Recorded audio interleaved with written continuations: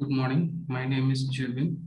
In this video lecture, I'm going to present about the topic air compressor in the subject thermal engineering. So in this lecture, we are going to see about the introduction of air compressor, then classification of air compressor, its technical terms, and about reciprocating air compressors. So air compressor is a machine to compress the air and to raise its pressure. The air compressor sucks air from the atmosphere, compresses it, and then delivers the same under a high pressure to a storage vessel. From the storage vessel, it can be conveyed by the pipeline to a place where the supply of compressed air is required.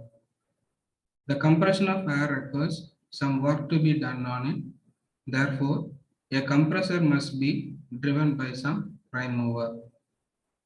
The compressed air is used for many purposes such as operating pneumatic drills, road drills, paint spraying, in starting and supercharging of internal combustion engines, in gas turbine plants, in jet engines and air motors. The compressed air is also utilized in the operation of lifts, rams, pumps, and a variety of other devices. In industry, compressed air is used for producing blast of air in blast furnace and Bessemer converters.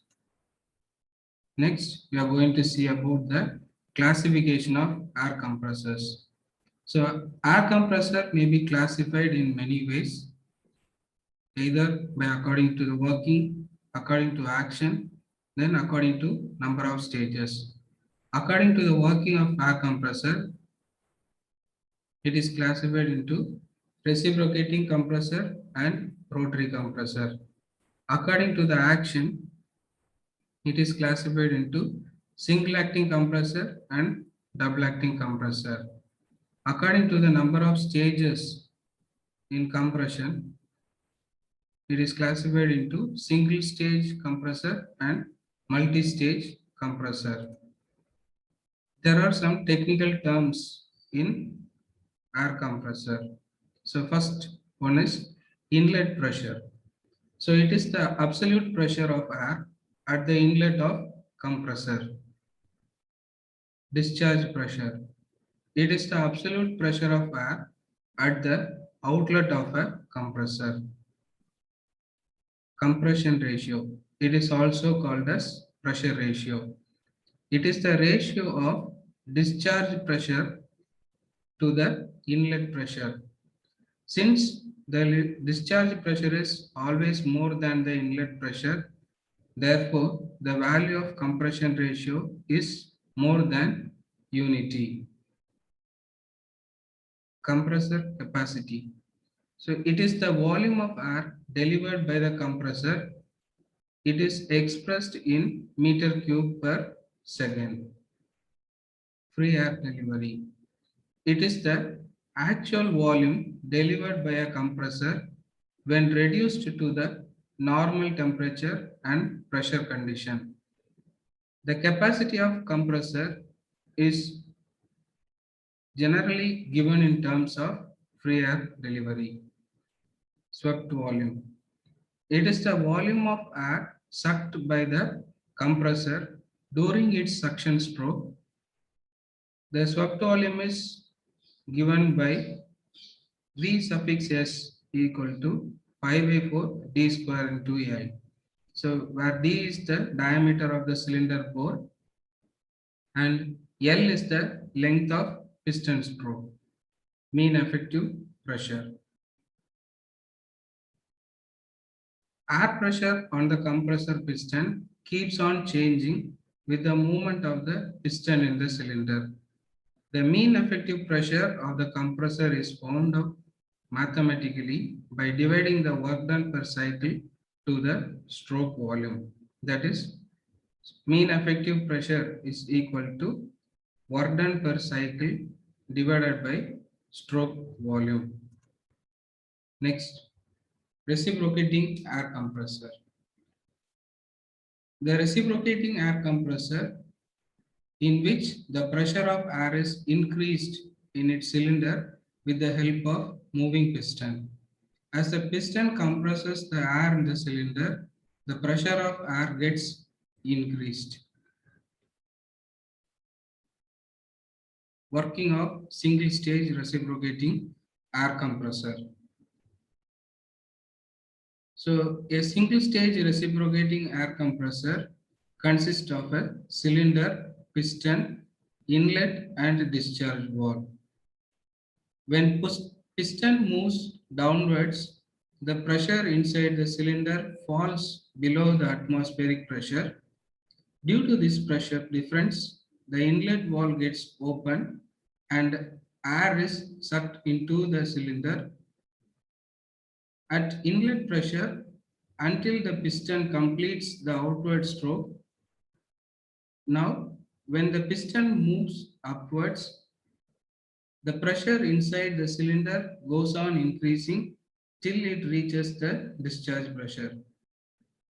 At this stage, the discharge valve gets opened and the air is delivered to the reservoir. At the end of delivery stroke, a small quantity of air at high pressure is left in the clearance space. As the piston starts its suction stroke, the air contained in the clearance space expands till its pressure falls below the atmospheric pressure. At this stage, the inlet valve gets opened, as a result of which fresh air is sucked into the cylinder and the cycle is repeated. In single acting air reciprocating air compressor, the suction, compression and delivery of air takes place in two strokes of the piston or one revolution of the crankshaft. But in double acting reciprocating air compressor, the suction, compression and delivery of air takes place on both sides of the piston, such that the compressor will supply double the volume of air than a single acting reciprocating compressor. Multi-stage compression.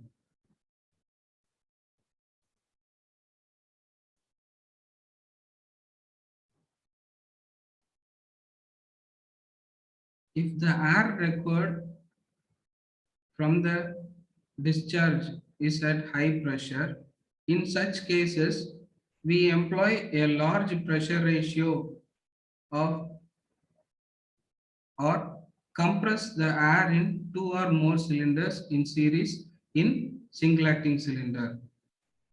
It has been experienced that if we employ single stage compression for producing high pressure air, about 8 bar or 10 bar, it suffers the following drawbacks. The size of the cylinder will be too large. Due to compression, there is a rise in temperature of air. So it is difficult to reject heat from the air in the small time available during compression. Sometimes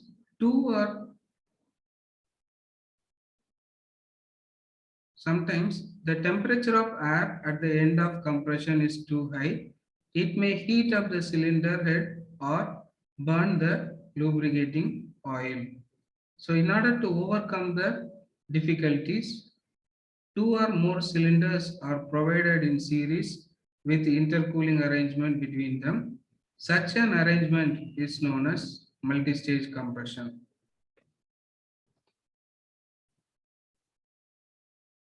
Advantages of multi-stage compression. So the work done per kg of air is reduced in multi-stage compression with intercooler as compared to single stage compression for the same delivery pressure. It improves the volumetric efficiency for the given pressure ratio. The size of the cylinder, two cylinders, high pressure cylinder and low pressure cylinder, may be adjusted to suit the volume and pressure of air. It reduces the leakage loss considerably. It gives more uniform torque, and hence a smaller size flywheel is required. It provides effective lubrication because of lower temperature range. It reduces the cost of compressor. Two-stage reciprocating air compressor with intercooler.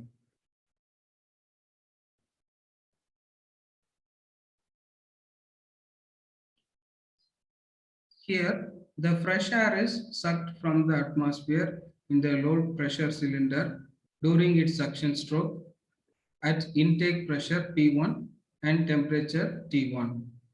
The air after compression in the low pressure cylinder from 1 to 2 is delivered to intercooler at pressure P2 and temperature T2. Now the air is cooled in the intercooler from 2 to 3 at constant pressure P2 and from temperature T2 to T3. After that, the air is sucked in the high pressure cylinder during its suction stroke. Finally, the air after further compression in the high pressure cylinder from 3 to 4 is delivered by the compressor at pressure P3 and temperature T4. Assumptions in two-stage compression with intercooler. So the effect of clearance is neglected in two-stage compressor with intercooler. There is no pressure drop in the intercooler.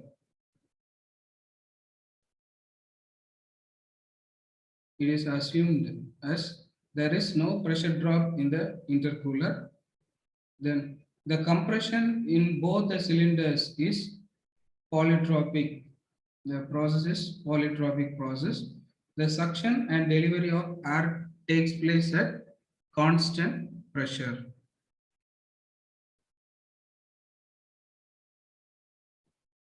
Thank you.